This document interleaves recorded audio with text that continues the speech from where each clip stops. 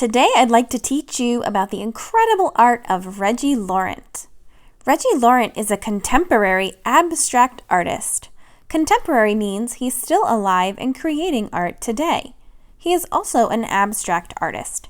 Abstract artists choose to use lines, shapes, and colors as the main subject of their work.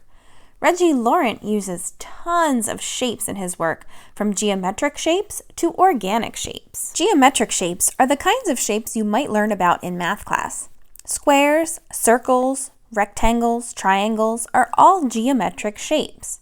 We don't usually see geometric shapes in nature.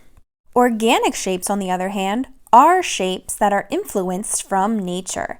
They have curving lines and are sometimes called free-form shapes.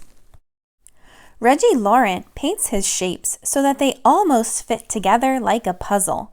But we also notice that he leaves just enough space in between to show the beautiful dark background.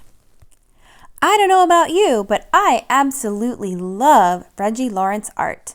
His organic, free-form shapes and bright colors keep my eye moving through each of his paintings, and each time I look at his work, I find something new to love.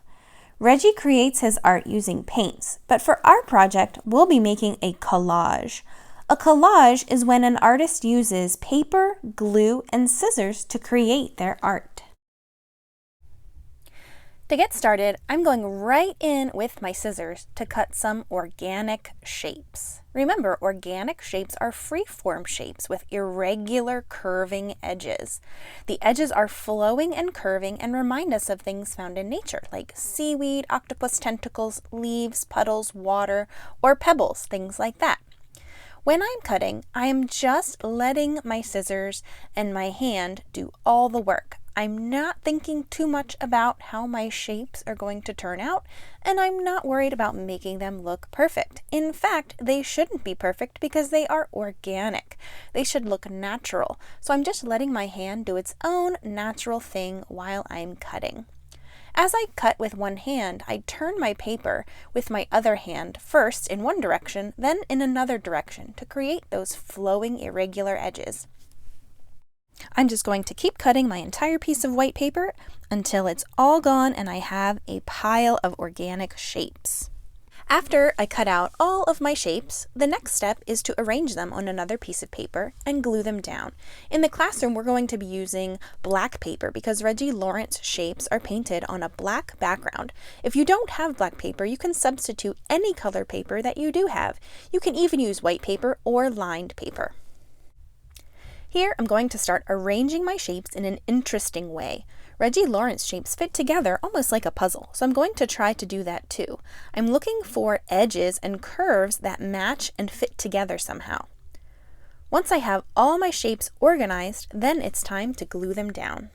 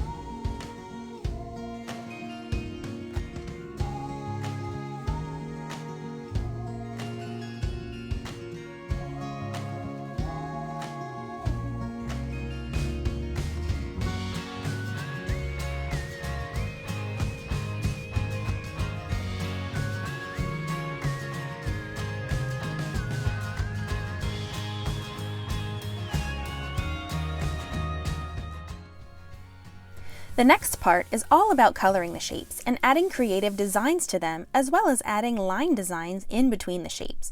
We'll work on that part next class. See you then!